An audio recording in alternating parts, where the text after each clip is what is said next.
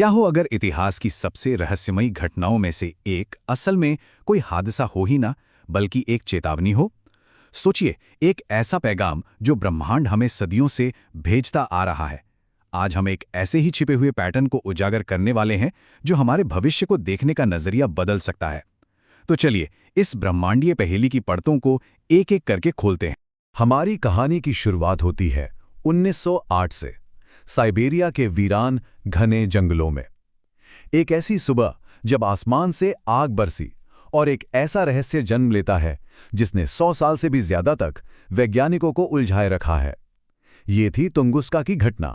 जरा सोचिए, 30 जून 1908 की सुबह अचानक साइबेरिया के आसमान में एक दूसरा सूरज उगाता है और फिर होता है एक धमाका। कोई छोटा मोटा धमाका नहीं, बल्कि हिरोशिमा पर गिरे एटम बम से 1000 गुना ज्यादा शक्तिशाली। पलक झपकते ही 8 करोड़ पेड़, जी हां, 8 करोड़ पेड़ ताश के पत्तों की तरह बिछ जाते हैं। लेकिन सबसे अजीब बात क्या थी पता है? जमीन पर टक्कर का कोई गड्ढा नहीं था, कोई क्रेटर नहीं, बस मीलों तक फैली एक खामोश तबाही। कई सालों तक दुनिया इसे बस एक अजीबोगरीब ब्रह्मांडीय हादसा मानती रही कि कोई एक अकेला एस्टेरॉयड या धूमकेतु होगा जो बस भटक कर यहां आ गिरा। लेकिन क्या हो अगर ये कोई इत्तेफाक था ही नहीं? क्या हो अगर ये एक चेतावनी थी, एक कॉस्मिक घड़ी की टिक टिक जो हमें किसी आने वाले बड़े खतरे के बारे में आगाह कर रही हो? इस पहेली को सुलझाने का जो पहला सिरा है ना, वो हमें आज में नहीं बल्कि अतीत में मिलता है। तुंगुस्का की घटना से भी सदियों पहले धूल भरी किताबों और पुराने दस्तावेजों में कुछ ऐसे सुराग छिपे थे जो इस पूरे रहस्य से पर्दा उठा सकते थे। बस जरूरत थी किसी की नजर उन पर पड़ने की। और वो शख्स थे डैनियल स्वेत्स्की। साल 1928 में जब वो पुराने रूसी दस्तावेजों को खंगाल रहे थे तो उनकी नज़र एक ऐसी घटना के वर्णन पर पड़ी जिसे पढ़कर उनके रोंगटे खड़े हो गए। यह सिर्फ इतिहास नहीं था, ये तो भविष्य की एक डरावनी तस्वीर जैसा लग रहा था। अब जरा इन दो घटनाओं को देखिए।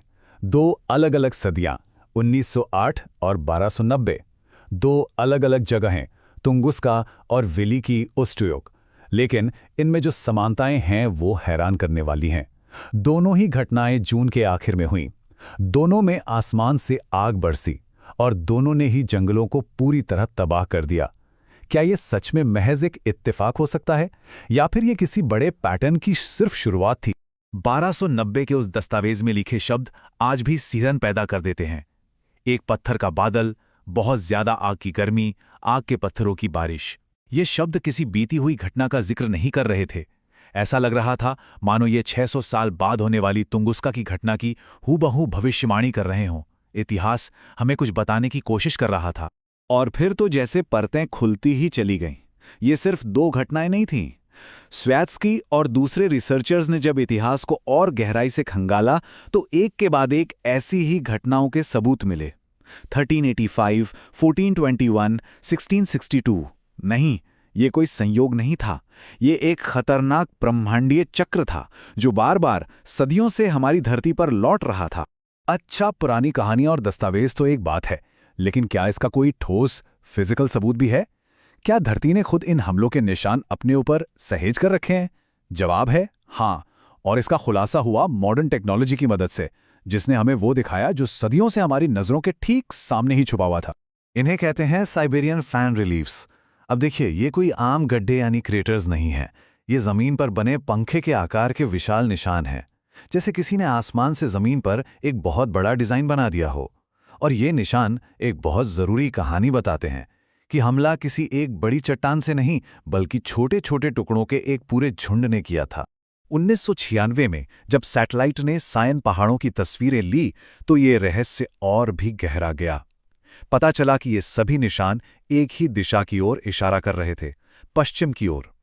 ये एक और बड़ा सुराग था जो इस थ्योरी को और मजबूत कर रहा था कि हमारी पृथ्वी बार बार अंतरिक्ष के मलबे की एक ही धारा से गुजर रही है। तो ठीक है, हमारे पास पुराने रिकॉर्ड्स हैं, हमारे पास जमीन पर निशान भी हैं, हम ये जानते हैं कि क्या हुआ और कहाँ हुआ। लेकिन सबसे बड़ा सवाल तो अब भी बाकी है, ये सब कैसे हुआ? इन रहस्यमयी हमलों के पीछे की कॉस्मिक मशीनरी आखिर है क्या? वैज्ञानिक इसे स्वेत्स्की स्ट्रीम कहते हैं।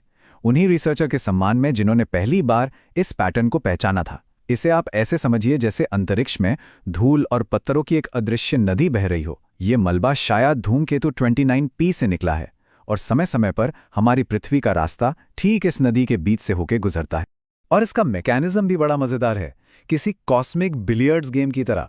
जैसे ही हमारी पृथ्वी मलबे की इस नदी में दाखिल होती है, हमारा चांद अपनी ग्रेविटी से इन टुकड़ों को पकड़ लेता है और उन्हें पृथ्वी के एक अस्थायी ऑर्बिट में डाल देता है। ये टुकड़े कुछ वक्त तक हमारे चक्कर काटते हैं, फिर धीरे धीरे नीचे की तरफ खिंचने लगते हैं और वायुमंडल में घुसते ही एक जोरदार धमाके के साथ फट जाते हैं। इसे एयर बर्स्ट कहते हैं। और यही वो वजह है कि तुंगुस्का में जमीन पर कोई गड्ढा क्यों नहीं मिला। तो जब हम इतिहास के इन बिखरे हुए टुकड़ों को और विज्ञान के सिद्धांतों को एक साथ जोड़ते हैं तो एक बहुत ही चौंकाने वाली तस्वीर सामने आती है। ये कहानी सिर्फ हमारे अतीत के बारे में नहीं है, इसका सबसे ज़रूरी हिस्सा तो अभी लिखा जाना बाकी है और वो हमारे भविष्य के बारे में है। क्योंकि इस थ्योरी के मुताबिक यह ब्रह्मांडीय चक्र अभी खत्म नहीं हुआ है, यह बस कुछ समय के लिए रुका है और इतिहास एक बार फिर खुद को दोहराने के लिए पूरी तरह तैयार है। कैलकुलेशंस बताते हैं कि अगली बार जब पृथ्वी इस खतरनाक रास्ते से गुजरेगी तो वो साल होगा 2038। आज से बस एक दशक से कुछ ज्यादा का ही फासला है। और बात यहीं खत्म नहीं होती। अगला संभावित पड़ाव 2049। ये तारीखें हमें याद दिलाती हैं कि ये कोई एक बार का खतरा नहीं है, बल्कि एक रूटीन घटना है जिसके साथ हमें जीना सीखना होगा। और सुनिए, ये कोई ज्योतिष या अटकलें नहीं हैं, ये तारीखें ठोस खगोलीय गणनाओं पर आधारित हैं। होता यह है कि जब बृहस्पति, मंगल और हमारा अपना चांद जैसे ग्रह एक खास लाइन में आते हैं तो उनकी मिलीजुली ग्रेविटी मलबे की इस पूरी धारा को खींचकर सीधा पृथ्वी के रास्ते पर ले आती है। तो इन सब बातों का मतलब क्या है? ये थ्योरी सिर्फ किसी आने वाले खतरे की कहानी नहीं है। ये हमें ब्रह्मांड को और उसमें हमारी नाजुक सी जगह को देखने का एक बिल्कुल नया नजरिया देती है। ये एक नई कॉस्मिक घड़ी है जिसके हिसाब से शायद हमें अब चलना सीखना होगा। ये हमें कुछ गहरी सच्चाइयों पर सोचने के लिए मजबूर करती है कि शायद सबसे बड़े ब्रह्मांडीय खतरे अचानक नहीं आते, बल्कि एक तय साइकिल में आते हैं। कि हमारे पूर्वजों के लिखे दस्तावेजों में आज भी बड़े बड़े वैज्ञानिक सुराग छिपे हो सकते हैं।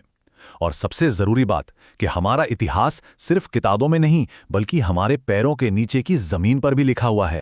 और आखिर में ये हमें एक बहुत ही ज़रूरी सवाल के साथ छोड़ जाती है। अगर ये एक ऐसा पैटर्न है जिसे हम आज खोज पाए हैं, तो इतिहास की गहराइयों में और न जाने ऐसे कितने चक्र, कितने रहस्य छिपे हुए होंगे जो बस अपने सामने आने का इंतज़ार कर रहे हैं।